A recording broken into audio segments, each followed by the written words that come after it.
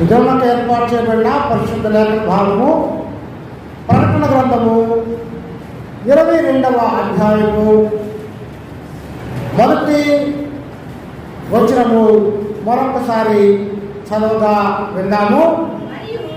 మరియు స్ఫటికము వలె మెరయునట్టి జీవజలమున్నది దేవుని యొక్కయు గొర్రె పిల్ల యొక్కయు సింహాసనమునంత నుండి ఆ పట్టణపు రాజవీధి మధ్యలో ప్రవహించుట ఆ దూత నాకు చూపెను. ఆ నది యొక్క ఆవలను జీవవృక్షముండెను. అది నెలకు ఫలించుచు 12 కాపులు కాయను. ఆ వృక్షము యొక్క ఆకులు జలములను స్వస్థపరచుటకై వినియోగించును. చాలు పిల్లరా, క్రీస్తునందు ప్రియ దేవుని బిడ్డారా, ప్రభు రక్షకుడైన యేసుక్రీస్తు శుభనామములో ఈ దినం ప్రభు సంధానానికి వచ్చిన మీ అందరికీ నా నిండు వందనాలు తెలియజేస్తున్నాను. ఇట్టి తరుణము మనకు ప్రసాదించినటువంటి దేవాది దేవునికి నా నిండు కృతజ్ఞతలు తెలియజేస్తున్నాను. చిన్న ప్రార్థనతో ముందుకెళ్దాం. అందరూ ప్రారంభించినట్లయితే ప్రార్థన. మహాగణుడు మహోన్నతుడు సర్వశక్తి మిక్కిలి కనికరం కలిగిన ప్రభువా, ఈ పునరుద్ధానపు ఆదివారం అందరం చేరి ఆరాధన చేయడానికి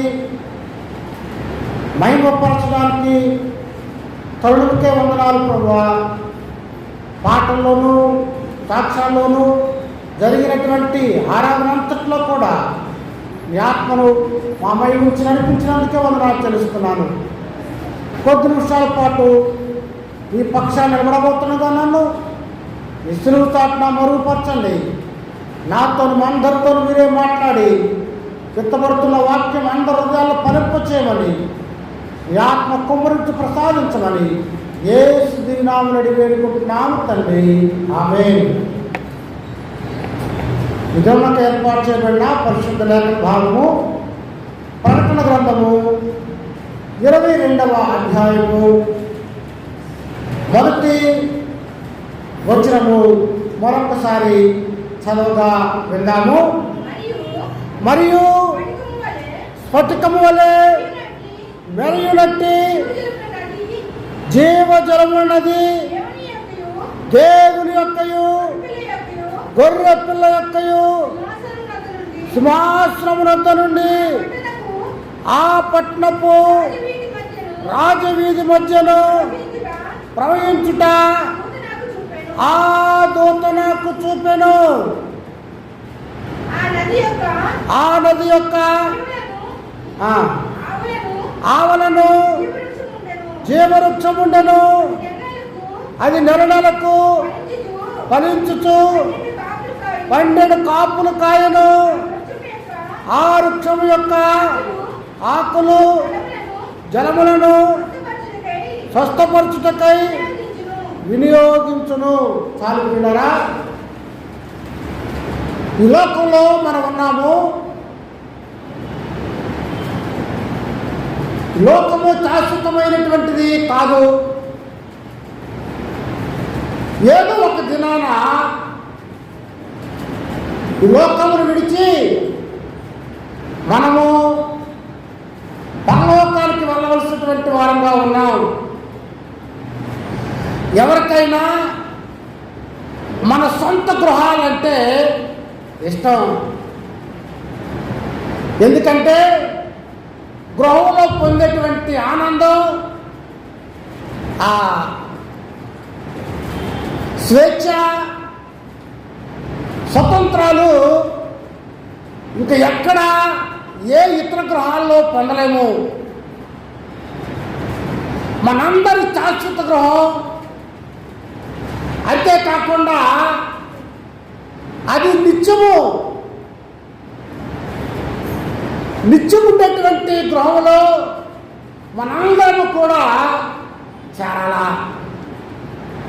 ఈ నిత్యగృహం ఉందా అంటే నాసా నెల్లూరులో అంతరిక్ష పరిశోధన కేంద్రం ఉంది. వాళ్ళు ఒకసారి పేపర్లో వేశారు. మేము చూస్తున్నప్పుడు ఆకాశంలో బాగా మెరిసేటువంటి ఒక లోకం కనబడుతుంది. ఆ లోకము క్రైస్తవులు ఆశించే పరలోకం కావచ్చని నాసా వాళ్ళు చెప్పారు. పరలోకం అనేటువంటిది ఉన్నదని శాస్త్రవేత్తలు చెప్తున్నారు. అంతేకాకుండా బైబిలు ఆది కాండం 1వ అధ్యాయం మొదలుకొని ప్రకటన గ్రంథం వరకు కూడా అనేకమైన విషయాలు, శాశ్వతమైనటువంటి నిత్యరాజ్యము ఇటన్నిటి ఉంది చెబుతా ఉంది. మనకు లోకంలో శాశ్వతమైనటువంటిది లోకము కాదు. కళ్ళు మూస్తాము, ప్రభువునందు ఉన్నటువంటి వారు అక్కడ కళ్ళు తెరుస్తారు. ఆ రాజ్యంలోనికి నువ్వు చేరాలంటే యేసు ప్రభు యొక్క మార్గంలోనికి రావటమే దేవుడు చూపినటువంటి గొప్ప విషయంగా ఉంది. ప్రకటన గ్రంథము బైబిల్లో ఉన్నటువంటి 66 పుస్తకాల్లో నెరవేర్చవలసినటువంటి గ్రంథం ఏదైనా ఉందంటే ప్రకటన గ్రంథమే. యోహాను దీన్ని రాశాడు.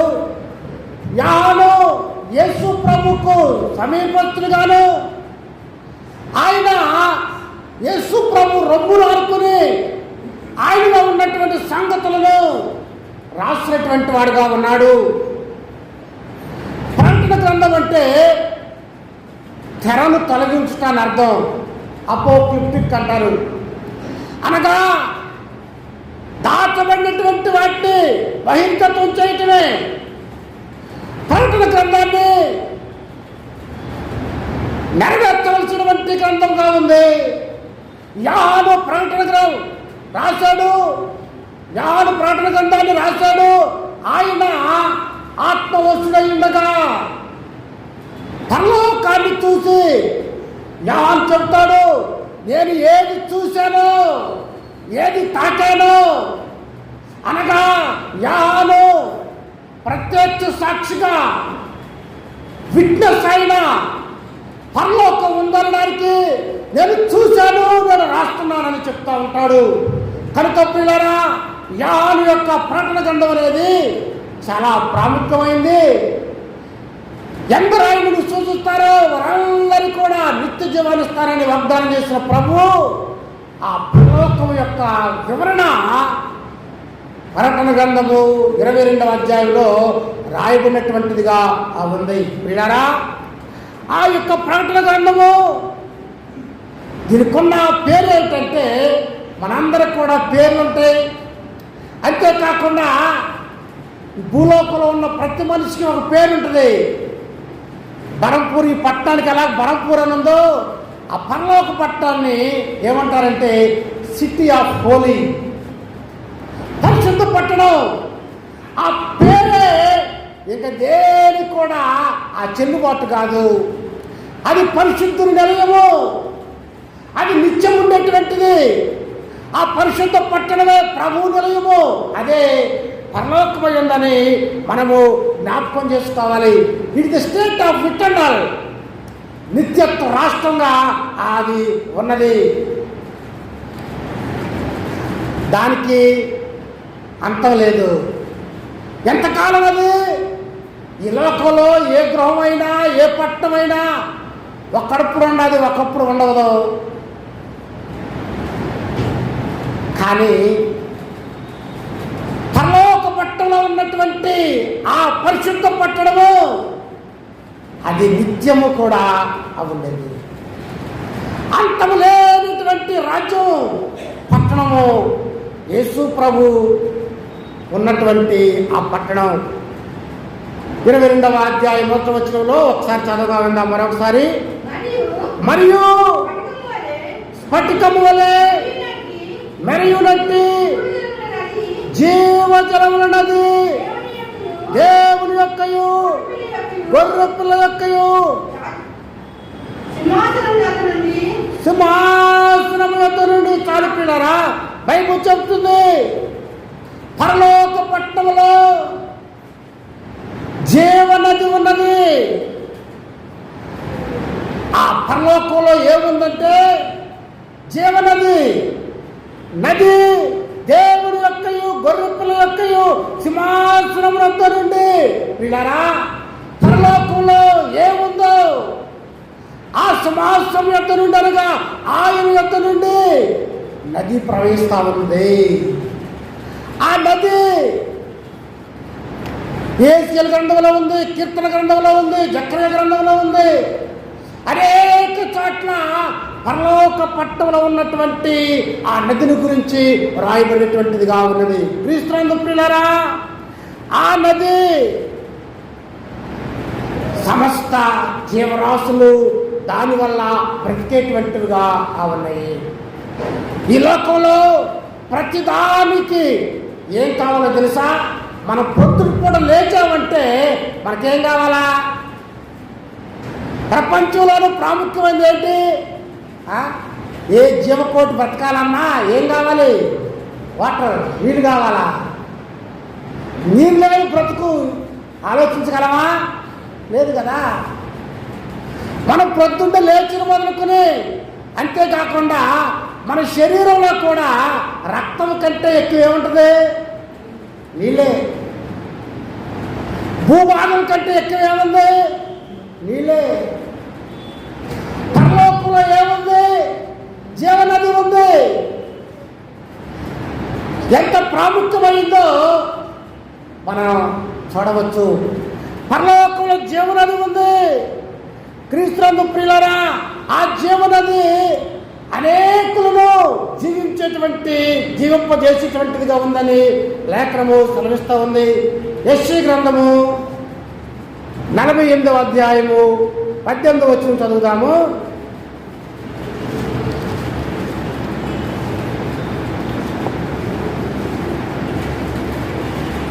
యెషయా గ్రంథము 48:18.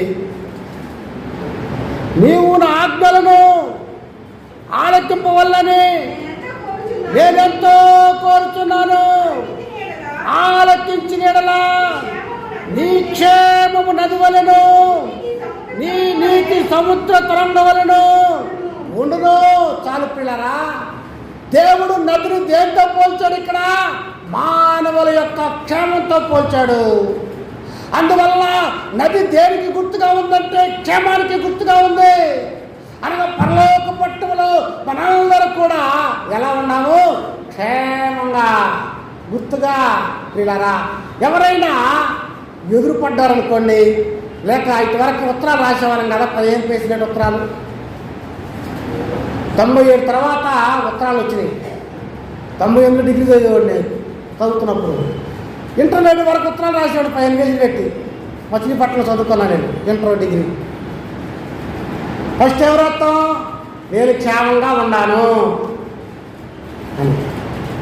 97 తర్వాత సెల్ ఫోన్లు వచ్చినాయి, అంతగతం లేవు. కాబట్టి దేవుడు అంటున్నాడు, నీ క్షేమము నది వలెను పుట్టుది. పరలోకంలో నది ఉందంటే మనందరం అక్కడ ఎలా ఉంటాము? క్షేమంగా ఉంటాము. క్రీస్తునందు ప్రియులారా, అంటే బాగుంటామని అర్థం. ఎవరన్నా అడిగి చూడండి, బాగుండావా అని. ఏం బాగా అయ్యా, బాగానే ఉన్నాను కానీ బాధలు మాత్రం తప్పలేదు అని. పరలోకంలో అయితే క్షేమాన్ని ఇచ్చేటువంటి దేవుడైనా, క్షేమం సంక్షేమం. పరలోక పట్టణంలో నది ఉంది. ఆ నది మాత్రమే కాకుండా అనేకమైనటువంటి విషయాలను లేఖన భాగము చెప్తా ఉంది. 2వ వచనం చదువుతాము. ఆ పట్టణము రాజవీధి మధ్యను ప్రవహించుట ఆ దూత నాకు చూపెను. ఆ నది యొక్క ఈవలను ఆవలను జీవవృక్షముండెను. అది నెలలకు ఫలించుచు 12 కాపులు కాయను.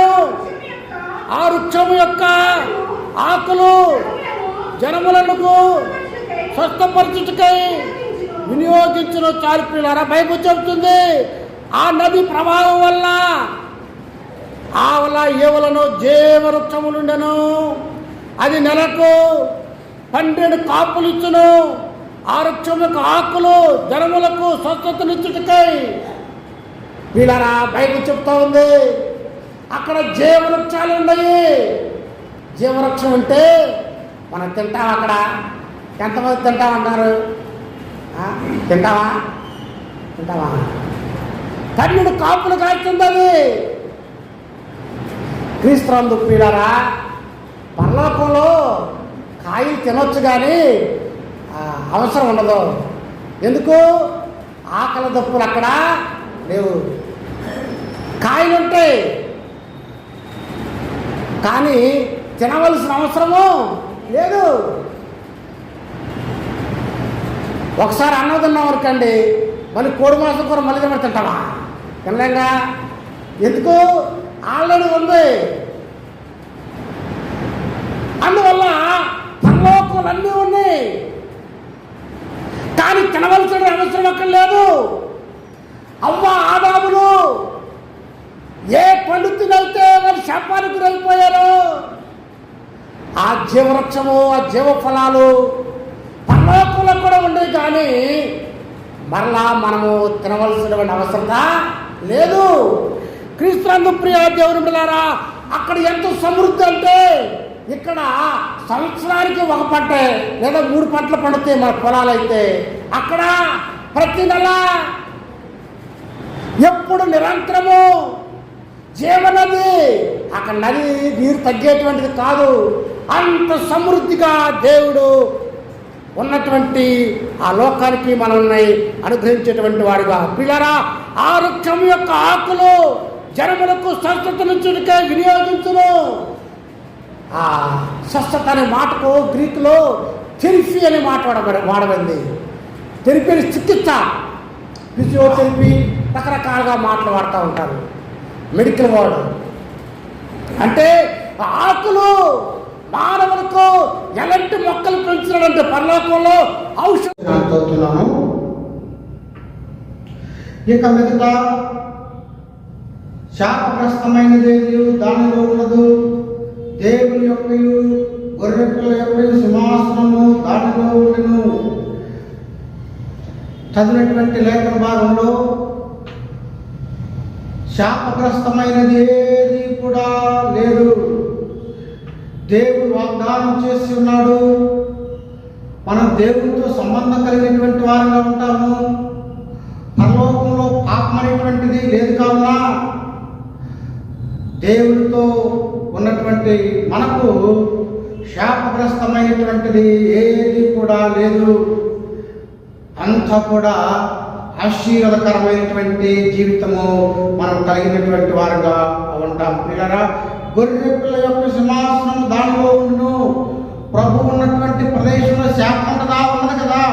దేవుడు ఉంటాడు కనుక, దేవుని సింహాసనం ఉంది కనుక అక్కడ శాపగ్రస్తమైనది ఏది కూడా లేదు అని వాక్యం మాట్లాడుతున్నది. 4వ వచనంలో ఆయన దాసులు ఆయనను సేవించరు, ఆయన ముఖ దర్శనము చేయుచుందురు, ఆయన నామము వారి నొసల యందు ఉండును. ప్రియమైనటువంటి దేవులారా, దేవుని యొక్క సింహాసనము అక్కడ ఉంది. అందువల్ల పరలోకంలో ఉన్నటువంటి అందరూ కూడా ఆయన ఆరాధన చేసేటువంటి వారుగా, ఆయనను సేవించేటువంటి వారుగా ఉంటారు. అందువల్ల ఆయనను సేవించేటువంటి ఆయన దాసులు ఆయన ముఖ దర్శనము. మోషే దేవుని చూడాలనుకున్నాడు కానీ దేవుని చూడలేకపోయాడు. కారణం ఏది ఏమైనప్పటికీ కూడా ఈ లోకంలో పాపంతో ఉన్నటువంటి మానవమైన మనము డైరెక్ట్గా దేవుని చూడలేము. ఆయన కోటి సూర్యులో కాంతి వంతమైనటువంటి గొప్పవాడుగా ఆయన ఉన్నాడు పిల్లరా. కనుక పాపదేహంతో ఉన్నటువంటి ఈ లోకంలో మోషేనే దేవుని చూడలేకపోయాడు కానీ దేవుని మహిమను మాత్రమే ఆయన కొంతవరకు చూడగలిగినటువంటి వాడు ఉన్నాడని మనము చెప్పవచ్చు. పిల్లరా, ఈ లోకంలో మనం శాపగ్రస్తమైనటువంటి వారుగా ఉన్నాము. స్త్రీ స్త్రీ ప్రసవ వేదన శాపగ్రస్తమైంది. అలాగనే ఆదాము వల్ల అవ్వ వల్ల ఈ లోకంలోనికి శాపం అనేది వచ్చింది. అంతేకాకుండా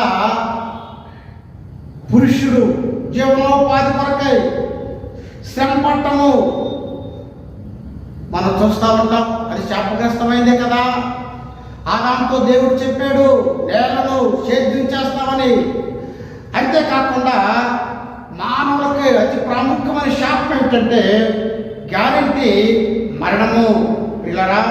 కానీ దేవుని యొక్క సింహాసనం ఉన్నటువంటి పరలోకంలో మనకు శాశ్వతమైనటువంటి జీవము, అంతేకాకుండా గొర్రెపిల్ల సింహాసనం ఉంటుంది కనుక మనము ప్రభువుని సేవించేటువంటి వారిగా ఉంటాము. బైబిల్ చెబుతుంది ఆయన ముఖ దర్శనము చేయుచుందురు అనగా పరలోకంలో పాపం లేదు కనుక మనం ప్రభువును చూసేటువంటి వారిగా ఉంటామని జ్ఞాపకం చేసుకోవాలి. అక్కడ పాపం లేకపోవడమే ప్రభువుని చూడగలుగుతాము. మన అంతరంగంలో విగ్రహాలుగా మన ఏకాగ్రత అంతా దేవుని మీదే ఉంటుంది కనుక ఆయన్ని చూడగలము. అంతేకాకుండా పరలోకమంతా దేవుని మహిమతో నిండి ఉండటం వలన మనము ఆయనను చూడగలమని మనము జ్ఞాపకం చేసుకోవాలి.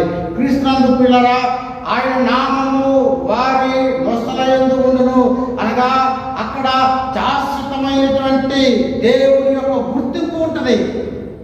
ఈ లోకంలో ఎంత పని చేసినా నేను ఎవరు గుర్తించకపోవచ్చు, కానీ నొసలయందు ఆయన నామము ఉండును అనగా శాశ్వతమైనటువంటి గుర్తింపు ప్రభువు ఇచ్చేటువంటి వాడుగా ఉన్నాడు. 5వ వచనంలో కాంతేయును వారికి అక్కర్లేదు, దేవుడిని యెహోవా వారి మీద ప్రకాశించును, వారి యుగయుగములు రాజ్యము చేయుదురు. బైబిల్ చెబుతుంది పిల్లరా, సూర్యుడు కాంతేయును అక్కర్లేదు. కారణం ఏంటంటే ప్రభు వెలుగై ఉన్నాడు. శాశ్వతమైన వెలుగు అక్కడ ఉంటుంది, అక్కడ చీకట్లేదు. అంతేకాకుండా యేసు రాజ్యాధికారి అయితే ఆయనతో ఉన్న వారందరూ కూడా రాజ్యం వెళ్తారని పరిశుద్ధ లేఖనము మాట్లాడుతున్నది. 6వ వచనం చదువుతున్నాను. మరియు ఆ దూత ఇలాగ నాతో చెప్పెను, ఈ మాటలు నమ్మకమును సత్యమునైనవి. ప్రవక్త ఆత్మలకు దేవుడు ప్రభు త్వరలో సంభవింపవలసిన వాటిని తన దాసులకు చూపుటకై తన దూతను పంపెను. క్రీస్తునందు ప్రియులారా, ఈ మాటలు నమ్మకమును సత్యమునై ఉన్నాయి.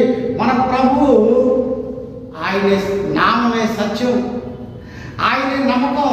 క్రీస్తునందు ప్రియులారా, సత్యము అంటే హామీ ఇవ్వబడింది, మారనిది.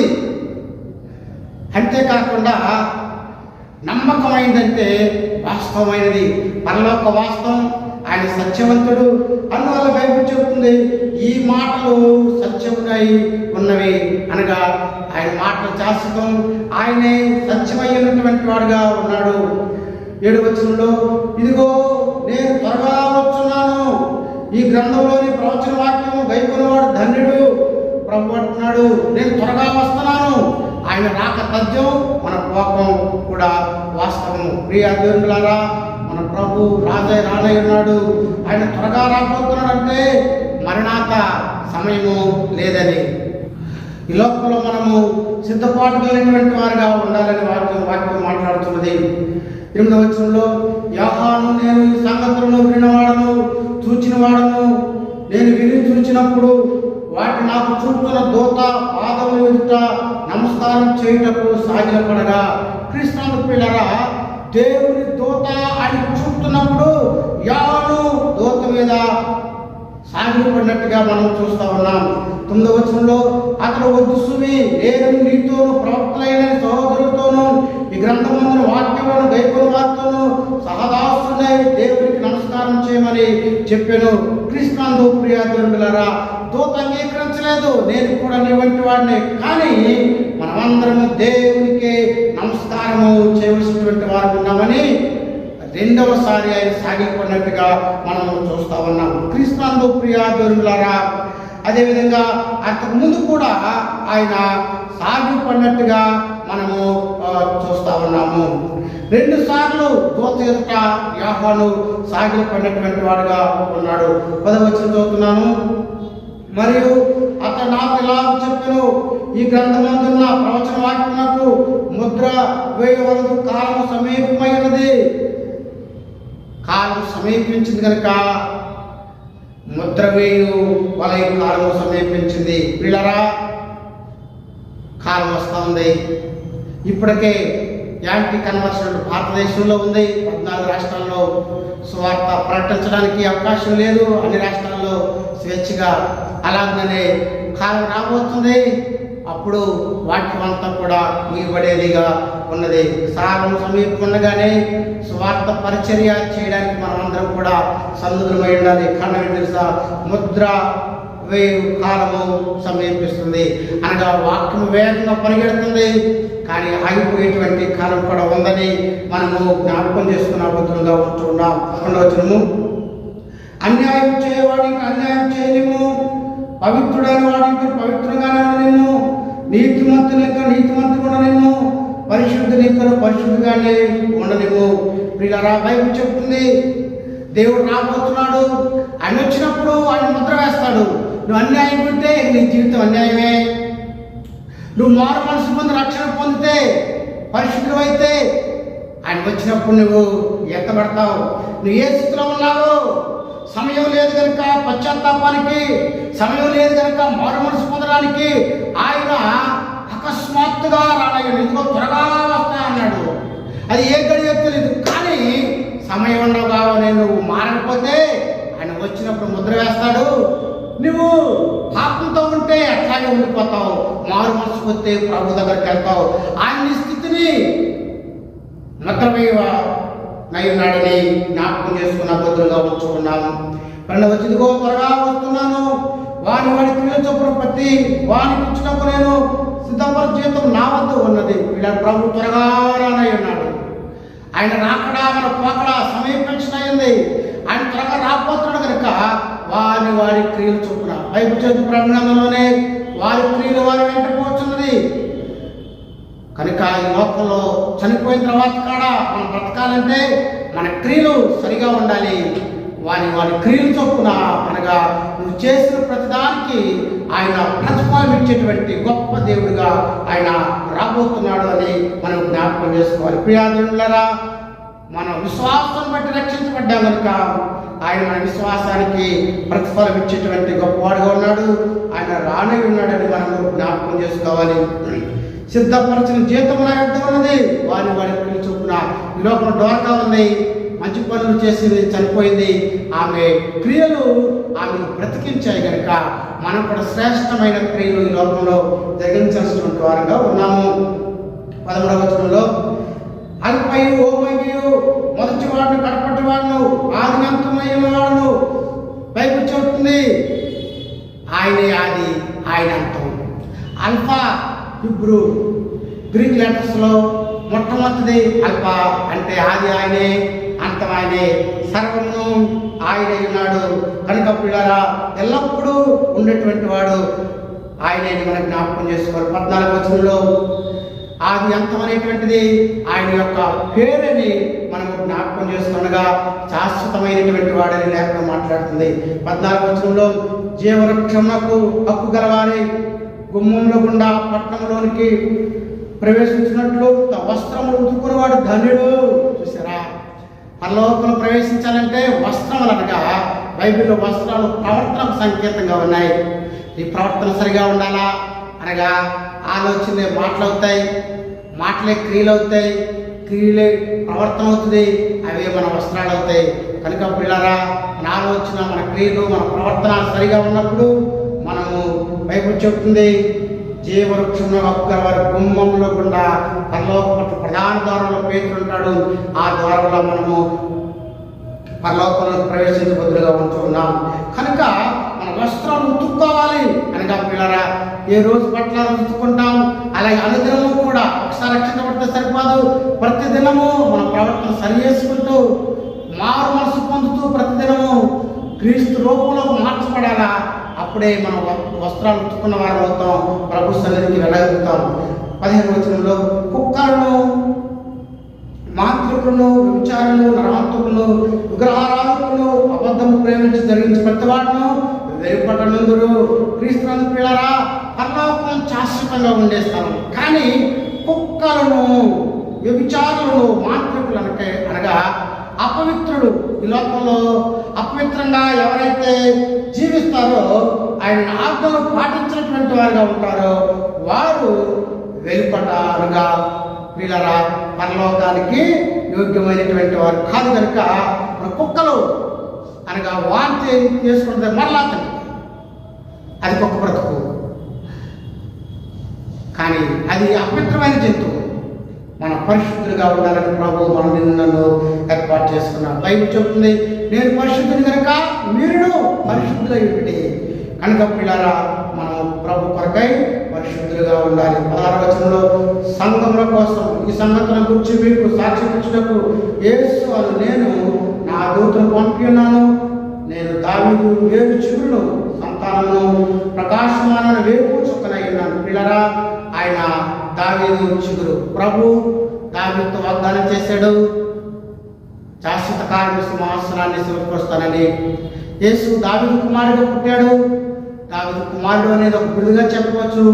అంతేకాకుండా వేకువ చుక్క అంటే ఆయనకున్న బిరుదు వేకువ చుక్క. పిల్లరా, ప్రభు శాశ్వతమైన వాడు. ఆ దావీదు దేవుడు హృదయానుసారంగా ఉన్నాడు కనుక ఆయనతో వాగ్దానం చేశాడు, ఆయన శాశ్వత సింహాసనాన్ని ఇస్తానని. వారసుడిగా యేసుక్రీస్తు లోకానికి ఉన్నాడని, వచ్చున్నాడని జ్ఞాపకం చేసుకున్న బదులుగా ఉంటూ ఉన్నాం. ప్రియ దేవులారా, నక్షత్రం అనేటువంటిది ఆయన యొక్క బిరుదు. దావీదు కుమారుడు అనేటువంటిది సృష్టికర్త, వారసుడు దావీదు. ఆ వారసత్వంలోనే యేసుక్రీస్తు లోకానికి వచ్చినటువంటి వాడుగా ఉన్నాడు. 17వ వచనంలో ఆత్మయు పెండ్లి కుమార్తె రమ్ము అని చెప్తున్నారు. వినువాడు రమ్ము అని చెప్పను. దప్పిగురిన వాడిని రానిము, నిశ్చయించడానికి జీవజలమును ఉచితంగా ఉంచుకునము. క్రీస్తునాథ పిల్లరా, మన ప్రభు ఆహ్వానిస్తున్నాడు, రండి, యు కమ్ టు మీ. దాహం తీర్చుకొనండి. ప్రభు లోకానికి వచ్చింది ఎందుకు తెలుసా? దాహాన్ని శాశ్వతంగా తీర్చడానికి. ప్రభు చెప్పాడు, నేను ఇచ్చు నీళ్ళు త్రాగువాడు ఎన్నడే దప్పుకొనడు. ప్రభువు శాశ్వతమైనటువంటి దప్పిక తీర్చేటువంటి వాడుగా ఉన్నాడు. క్రీస్తునందు ప్రియ దేవులారా, నీళ్లు మన జీవనం, అది లేకుండా మన జీవితం లేదు. యేసు ప్రభు ఇచ్చేటువంటి జీవజలము మరి ఆయన ఆహ్వానిస్తూ ఉన్నాడు. ఆయన రమ్మంటున్నాడు, ఉచితంగా పుచ్చుకోనమని. యెషయా గ్రంథంలో మనం చూస్తాం, ఆహ్వానిస్తూ ఉన్నాడు. రోకలేకే వచ్చి పానం చేయమంటున్నాడు. కనుక పిల్ల శాశ్వతమైన ఆహ్వానము, కృపార్జనము సమయం ఉండగానే జీవజలం వరకై ఆయన ఆహ్వానిస్తున్నాడు. ఆహ్వానము ముగినై ఉన్నది. కనుక పిల్లరా, యేసు ప్రభు ఎదురుకు వస్తే శాశ్వతమైనటువంటి దప్పిక తీర్చేటువంటి వాడిగా ప్రభు ఉన్నాడు. 15వ వచనంలో ఈ గ్రంథమందున్న ప్రవచన వాక్యమును విను ప్రతి వారికి నేను సాక్ష్యం ఇచ్చేదేమనగా, ఎవడైనా వీటిలో మరి ఎవరైనా కలిపినలా ఈ గ్రంథంలో రాయబడిన దేవుడు వారిని కలగజేయను. పిల్లరా, ఇట్స్ వర్డ్ ఆఫ్ గాడ్. దేవుడి మాటలు, రాకడ మాటలు, ప్రభు నోట ఉచ్చరించినటువంటి మాటలు. ఎవరికి కలిపి అధికారం లేదు, తీసే అధికారం లేదు. అంతేకాకుండా ఈ గ్రంథంలో రాయబడిన దేవుడు వారిని కలగజేయను. కల్పితమైనవి చేస్తే దేవుడు ఊరుకునేటువంటి వాడు కాదు. 19వ వచనంలో ఈ ప్రవచన గ్రంథంలో వాక్యంలో ఏదైనా తీసివేసిన దేవుడి గ్రంథంలో రాయబడిన జీవ వృక్షంతోనూ పరిశుద్ధ పట్టణంలోనూ మనకు పాలు లేకుండా చేయడం. ఎవరైతే ఈ గ్రంథానికి కలిపితే పరలోకంలో పాలు లేవు. కారణం ఏంటంటే ప్రభు మాటలు సత్యమైనవి, యథార్థమైనవి, ఎల్లప్పుడూ ఉండేవని లేఖనము మాట్లాడుతుంది. 20వ వచనంలో ఈ సంగతులకు సాక్ష్యం ఇచ్చేవాడు అవును త్వరగా వచ్చున్నాడు చెబుతున్నాడు. ఆమేన్. ప్రభుని యేసురమ్ము త్వరగా రానేనంటే మరణాత ప్రభు రానే ఉన్నాడు. బైబిల్ చెబుతుంది ఆమేన్, అవును కాకంటే అని చెప్పిన మాటలన్నీ కూడా వాస్తవమైనవి. క్రీస్తునందు ప్రియ దేవులారా, యేసు ప్రభు మాటలు అవి అవునుగాక, ఆయన మాటలన్నీ కూడా కొన్ని బైబిల్లో ఎరుపు రంగులో అనగా వాస్తవంగా అవి రాయబడి అని మనం జ్ఞాపకం చేసుకోవాలి.